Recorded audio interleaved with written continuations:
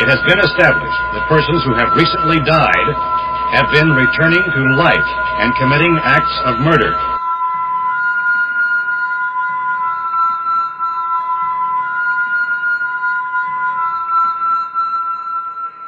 What's going on, guys? Thanks for checking out my channel, and today I will be reviewing two films that I grew up watching, and the first film being 1992's The Guyver and 1994's Guyver Dark Hero, also known as Guyver 2 Dark Hero. And let me also set the record straight and say that these have absolutely nothing to do with MacGyver. My whole life, as a kid, as an adult, I might mention these films. The Guyver, yeah, The Guyver. You never seen The Guyver? MacGyver? No, it's not fucking MacGyver, okay? Nothing to do with that. This is The Guyver.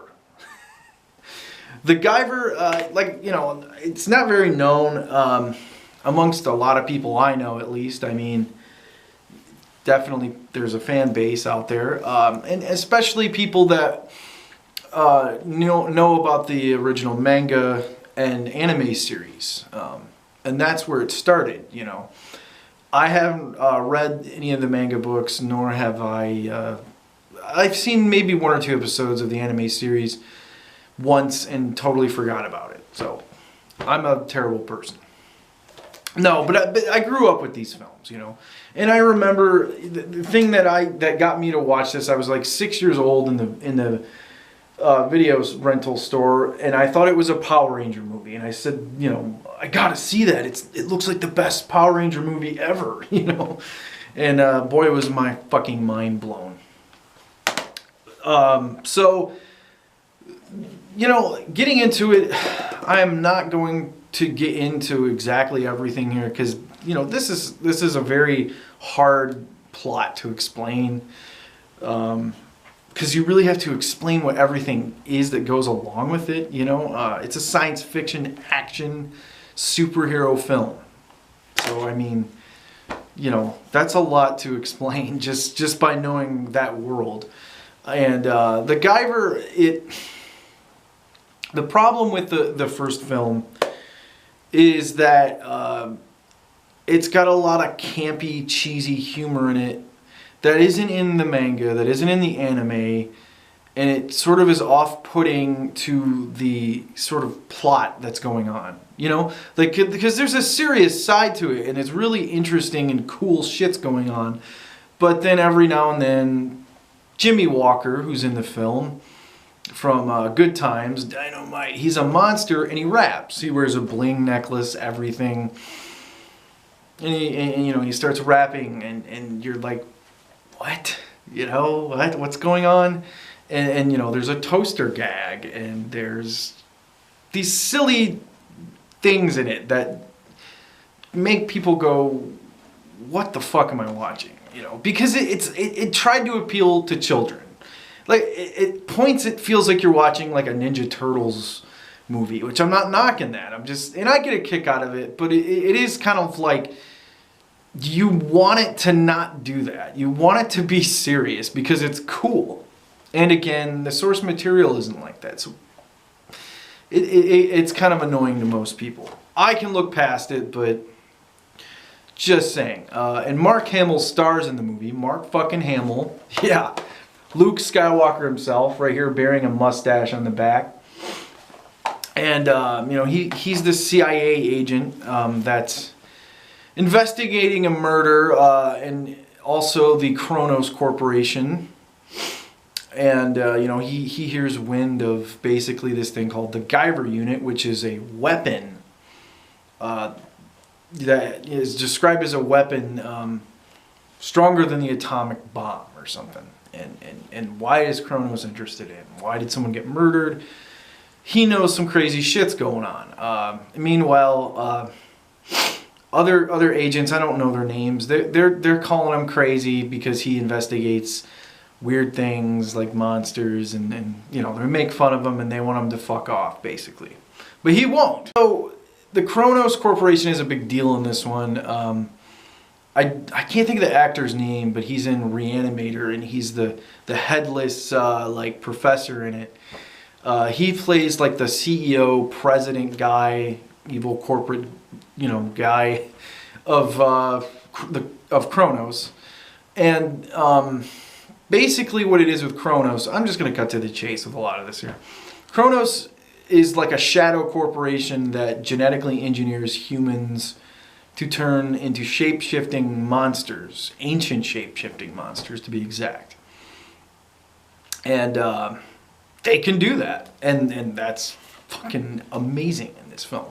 That's where this film will blow you away still. You put up with it, but the effects are so fucking awesome. Steve Wayng and Screaming Mad George directed this film. They were more along the lines of special makeup, practical effects artists, rather than film directors. So maybe that has something to do with some of this, but it definitely is the effects that stand out in this film. And apparently Screaming Mad George is sort of more or less the one who directed the film, they say. But his creations are amazing. Just Google his name, you'll be like, whoa, this dude is gnarly. The effects are up there with John Carpenter's The Thing, Rob Bottin's work in that, and American Werewolf in London, Rick Baker's transformation scenes. I would say they had to have learned from that to make some of the stuff in this, because these people, they transform and it's fucking amazing looking. It happens in real time, most of it, and you're like, whoa. Mark Hamill turns into like a freaking grasshopper thing, a big ass one. Unbelievable stuff that'll blow your mind. Jeffrey Combs from Reanimator makes an appearance in this. Brian Usena, who produced Reanimator and From Beyond with Stuart Gordon, also produced this. That's, I'm guessing, how New Line got involved. But yeah, check out the Guyver. Like I said, you'll be put off by some of this cheesy ass humor in it, but it's still just it's an amazing film still. I mean, just for the effects and seeing Mark Hamill. Going on to the next one here. This is the film that got me into this whole thing. This film played a lot on the Sci-Fi Channel in the 90s. So maybe a lot of people know about it that way. But the second one completely gets rid of the cheesy humor. It's played completely straight-laced, just as people want it. And really, this film, it's a shame because you feel like if you could mix the two together, you'd get the right ingredients. This one, though, is superior than the original, just because it's not as distracting. There's still some cheesy stuff in it, but it's unintentional.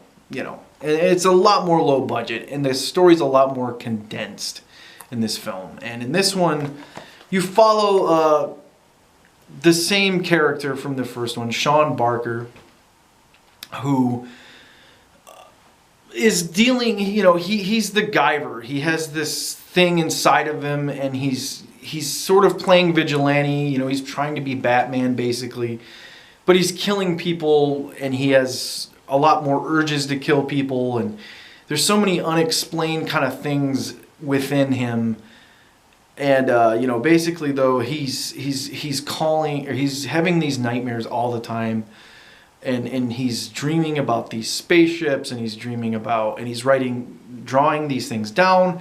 He ends up finding about an excavation site in Utah that basically has the same drawings he's seeing in his dreams on the walls, and it's like he's being called there, So he ends up breaking with his girlfriend from the first one, and he just goes out to Utah trying to find the excavation site, or archaeological site, my bad. I don't know why archaeological dig. That's what it is. And he's, drawn to it, and he ends up in Utah in the middle of nowhere. He tries to look for it in this hodunk little party store or convenience store, and it so happens that he runs into someone from the dig. Corey is her name. Corey Matthews, I believe, is the character's name. And by the way, in the second one, we get rid of Jack Armstrong, who plays Sean Barker in the first one, who really doesn't do that good of a job, and frankly, he isn't very interesting as an actor. Who plays Sean Barker in this one? Solid Snake himself, folks. Yup, David Hayter. David fucking Hayter. And this, he's awesome in this. I mean, it's like one of the only few movies he's actually acted in. And he plays a leading man, like superhero type in this, and extremely well. And this is how I know about David Hayter. I mean, I've played Metal Gear Solid a handful of times in my childhood, you know, and I was like, I know that voice. So yeah, much better choice in the second one here. Anyway, they go to the archaeological dig, and basically you find out that, you know, he ends up developing a relationship with Corey. He ends up, you know, they have a love interest and everything. And what it is that he's being told, well, what are you guys digging here? And then they're trying to give him some bullshit about it being dinosaur bones and prehistoric man. And he kind of cuts through it and says, what are you guys doing? And she spills the beans and says, we think it's aliens. So what it is that they're digging up Zoinoid bones. They're digging up things that ancient aliens remains have left, basically a spaceship. I am screwing this up a lot, I know. But yeah, they walk into the ship, and that's one of the things that always stuck in my mind as a kid. Like when they get on the ship, and they do this whole thing where the archaeologists they kind of walk around the ship, and you are seeing amazing set pieces that there's not ever really been anything like it. I mean, Alien's close to it, but man, it looks like you're inside fungi or something. Like, it is so breathtaking, some of the sets in this, for the little amount of money they had for this film. And it's such a bizarre thing. And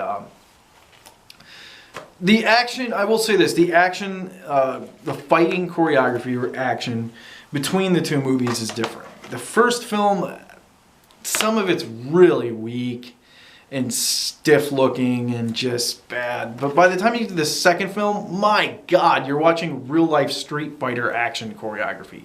Or Mortal Kombat for that matter. The fighting in this is fucking amazing.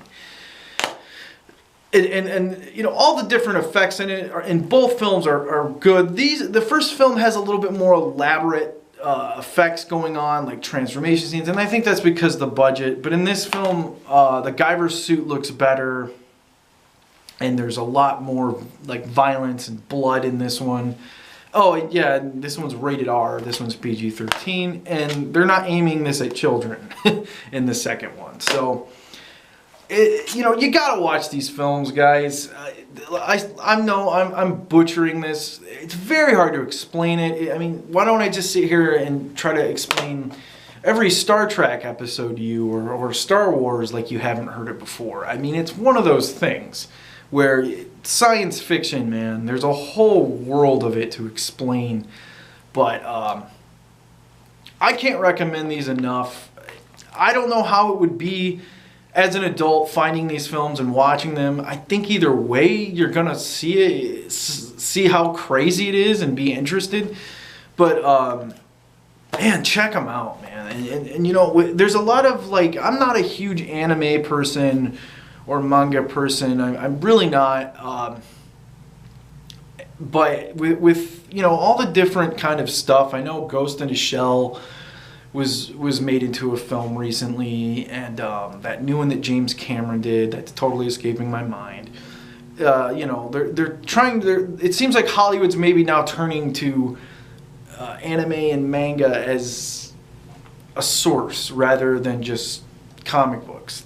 American comic books, you know, because that's probably the next wave. And I would like to see these readapted to the screen without a lot of computer generated effects, because if they went and did that, it just, to me, would feel like a Marvel movie or some kind of Iron Man ripoff or something. So if I would like to see these done really well, you know, or some version of the Guyver put on screen in a modern sense with true practical effects, and using, you know, maybe some CGI to enhance certain things and more elaborate things, and just overall having a bigger budget would be amazing. And maybe staying true to being R-rated. Or, you know, keep it low budget. Either way, I highly recommend these movies. They meant to me a lot as a kid. It was just, this one, the second one, I watched it again and again and again and again and again and again and again, man. Every day. It was like an obsession with me. So, yeah. Anyway, guys, you know, I would like you guys to check out CucamongaPeakProductions.com. You know, I promise soon there will be some information coming out about another film project that I'm doing. So stay tuned on the CucamongaPeakProductions.com. And also, you know, have a wonderful day, guys, and peace the fuck out.